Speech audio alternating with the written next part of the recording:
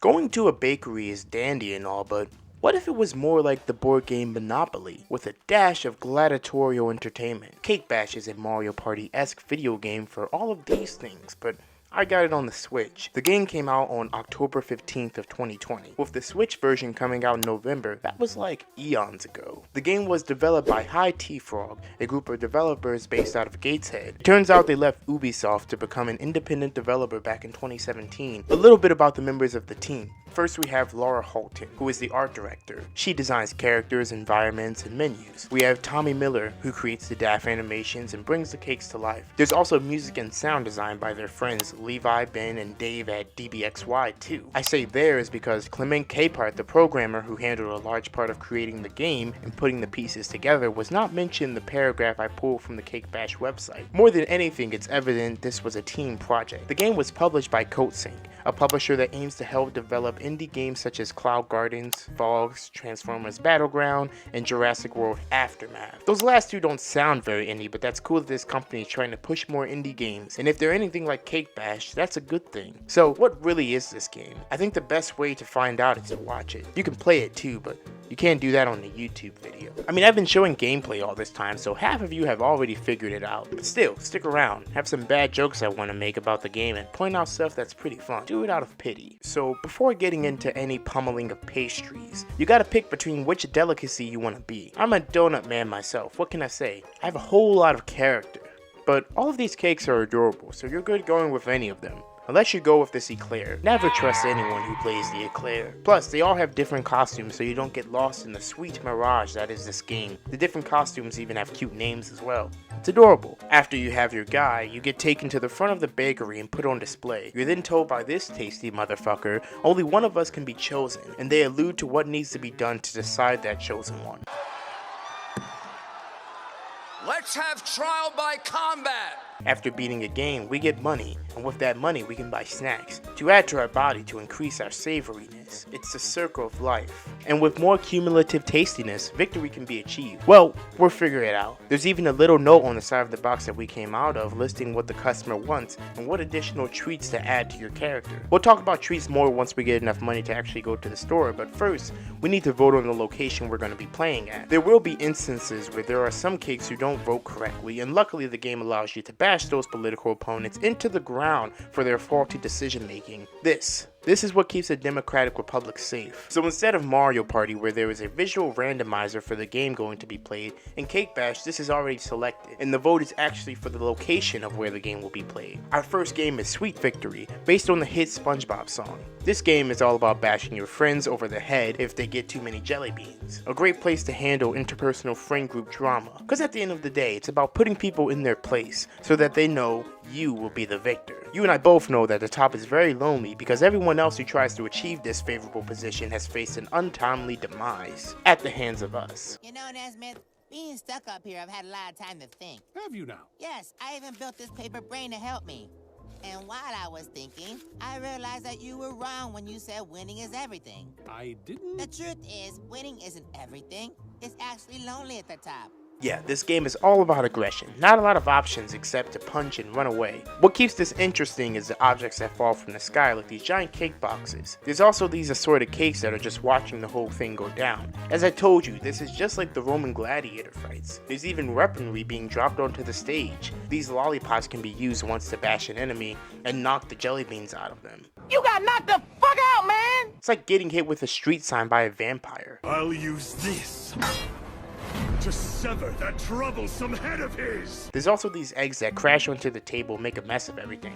I heard of egg on your face, but egg on your feet? That just sounds like a weird kink. Oh, you! Are you serious? Oh, Don't kink shame me! Now we're off to topping shopping. Here we can buy treats to increase our score, but more importantly, we can gamble. We can use less money to gain access to the gumball machine to run the chance of getting a rotten piece of garbage or a new piece of candy. I like the rush, so I do it. This is as close to gambling as I like to get. That's because you a pussy. However, I do have some questions about how someone was able to get a whole slice of cheese or a skeleton of a fish inside of these tiny prizes. There's also a trash can here, so if you are unlucky, you can get rid of your gross pieces for a price. Here's a strategy though. Don't risk it, unless someone already else has. And only if they get a poopy stinky piece. That's the only chance you have at winning this gamble because the house always wins.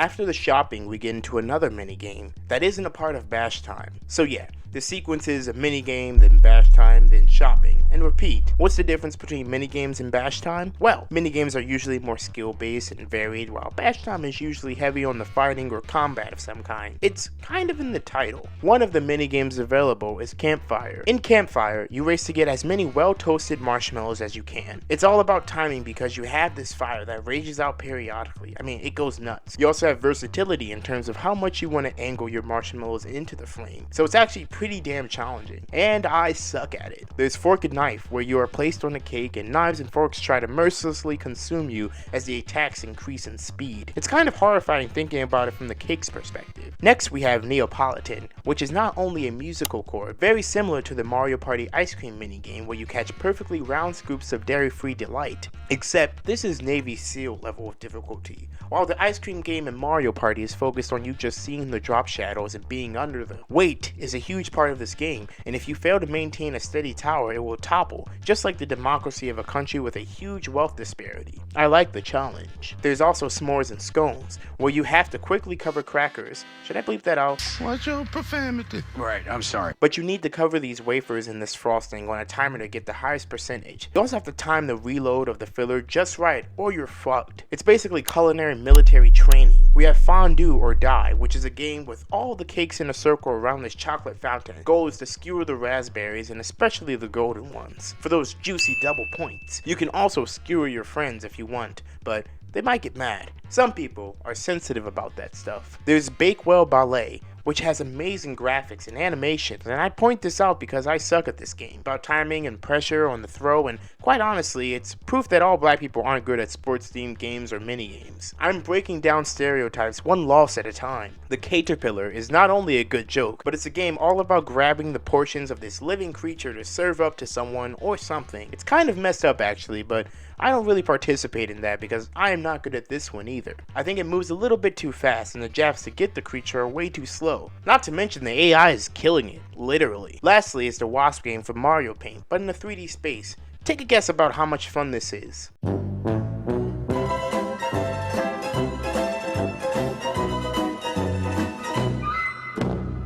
For the bash games, we don't have as many options, but they still are pretty fun. Other than Sweet Victory, we have Fruity Pie, which is about throwing raspberries in a pie, especially the golden ones. If you learn nothing from this video, you must know that the golden raspberries are better than red ones. Alright, we also got Cookie Bash, which is a game where fortune cookies start hailing from the sky. You want to break these things before anyone else gets a hold of them. Not for the fortune. Who cares about what the future holds? Unless it's victory of my opponent's head on the platter. I don't want it. You can also hold the punch button to hit even harder, and not have to quadruple jab the fortune cookies to break them. This is even handier for the sparkler minigame, where another foreign object falls to the ground from the sky. These little fireworks become instantly ablaze the moment you touch them, and you start getting points. Don't try this in real life. I don't know if you'll start getting points or anything. You may just get a second-degree burn. If you use the hard-hitting punch here, you'll smack the sparkler out of the hand of the opponent and take it for yourself. Lastly, we have Hundreds and Thousands, a minigame in which sprinkles fall from the sky. Are you seeing a theme here? I really like to meet this god decorating us with fortune cookies, jelly beans, sparklers, and sprinkles. They sound like quite a sweet person. Or an instigator forcing us to fight. Why not both? The goal here is you want to be covered in those sprinkles, just like in Sweet Victory, but you don't lose them when you get hit now. This time it's pure capitalism, baby. Capitalism really popped off today. It's about having more than everybody else, and if you don't have enough, you get nothing. Okay, you get a little something, so it's not exactly like capitalism. And after playing a variety of these games and challenges, hopefully you have gathered snacks that work with what the consumer wants. Hopefully you also knew that adding snacks of the same kind gives twice the point value. Oh, you didn't? Well, you should have, because now is the time to see who will be consumed and who will be thrown into the garbage for being subpar. I hope my opponents are prepared for the inevitable, to be told that they are second class, less than, below average, below adequacy, below worthiness.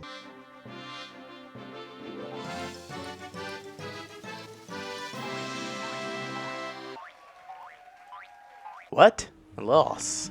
This game is bullshit.